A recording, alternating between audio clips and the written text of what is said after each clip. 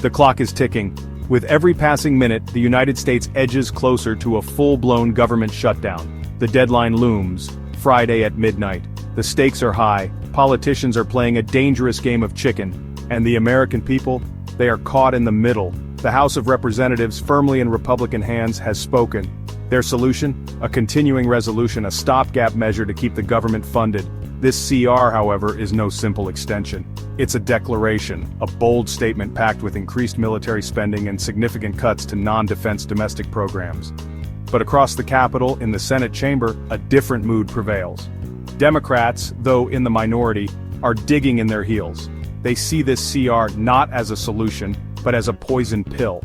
They refuse to swallow it. The Democratic caucus is a study in contrasts. Some members, weary of these recurring budget battles, favor a more conciliatory approach. Pass the stopgap, they argue, even if it means compromising on some principles. Keep the government running, avoid inflicting further pain on ordinary Americans. Others, however, are spoiling for a fight. They see this CR as a microcosm of a larger battle, a struggle for the soul of America. They point to the cuts to social programs, to education, to environmental protection. These are not just numbers on a balance sheet, they argue, but lifelines for millions of Americans. This internal division within the Democratic Party is not merely a matter of policy disagreement. It's a reflection of a deeper rift, a fundamental debate about how best to oppose the Republican agenda. Do they compromise to achieve small victories, or do they stand firm and risk a shutdown to expose the GOP's extremism? Chuck Schumer, the Senate Minority Leader, finds himself walking a tightrope. He must balance the demands of his caucus with the needs of the nation. He's called for a clean 30-day CR, a temporary measure to allow for genuine bipartisan negotiations. Schumer's strategy is twofold. First, it's a way to buy time, to cool tempers and allow for cooler heads to prevail. Second, it's a tactical maneuver, designed to expose the Republicans' unwillingness to compromise. He knows that the GOP's CR, with its partisan priorities, lacks the votes to pass the Senate. But the Democrats are also wary of appearing weak, of being perceived as caving to Republican pressure. They're acutely aware of the growing frustration among their base, a base that's grown tired of what they see as a pattern of Democratic acquiescence. Across the aisle, the Republicans are exuding confidence, even defiance. House Speaker Mike Johnson has thrown down the gauntlet, challenging Schumer to pass the House CR or bear the brunt of the blame for a shutdown. Senator John Thune, the Republican Majority Leader, has hinted at a willingness to discuss amendments, but he's also made it clear that time is of the essence. With the House in recess until March 24th, switching to a one-month CR is off the table. The Republicans are playing hardball, but they're not without their own vulnerabilities. They need 60 votes in the Senate to overcome a filibuster, which means peeling off at least 8 Democrats. And with Senator Rand Paul, a frequent maverick, already voicing opposition to the CR, their path to victory is far from assured. The Democrats are particularly concerned about the long-term implications of the House CR. A 6-month funding bill, they argue, would give President Trump and his allies, including Elon Musk, a blank check to implement their agenda. They fear deeper cuts to social programs, a dismantling of environmental regulations, and further tax cuts for the wealthy.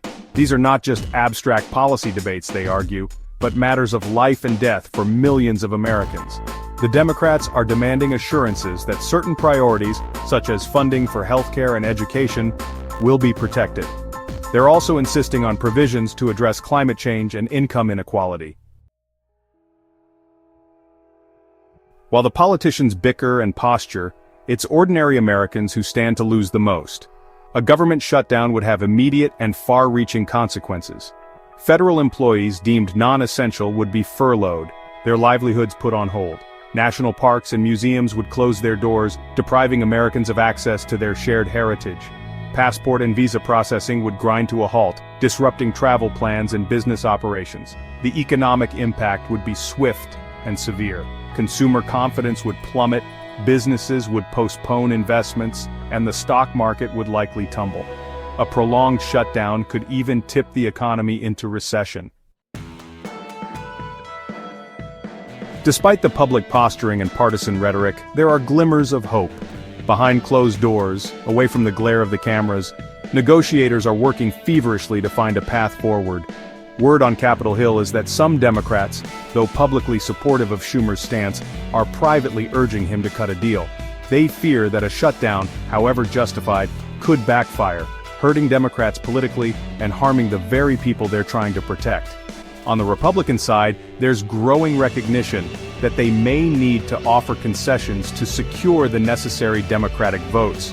They're exploring ways to soften the impact of the cuts, perhaps by phasing them in gradually, or providing exemptions for certain programs. Looming over these negotiations are the shadows of two powerful figures, Donald Trump and Elon Musk.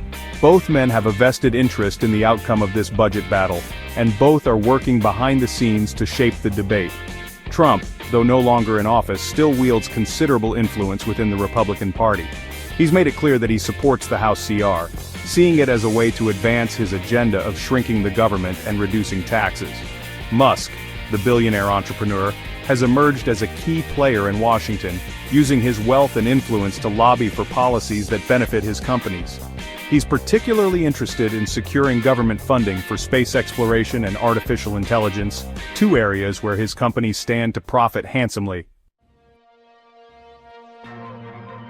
As the clock ticks down, the fate of the government, and indeed the nation, hangs in the balance. A shutdown, once unthinkable, now seems all too real. The consequences would be dire, the political fallout unpredictable. The Democrats are facing a moment of truth. Will they stand strong, risking a shutdown to fight for their principles, or will they compromise, choosing pragmatism over principle? The answer will have profound implications, not just for the government's immediate future, but for the balance of power in Washington and the lives of ordinary Americans. The coming days will be a test of leadership, of political courage, and of national unity. The eyes of the world are watching, waiting to see if America can overcome its divisions and find a way forward. The stakes have never been higher,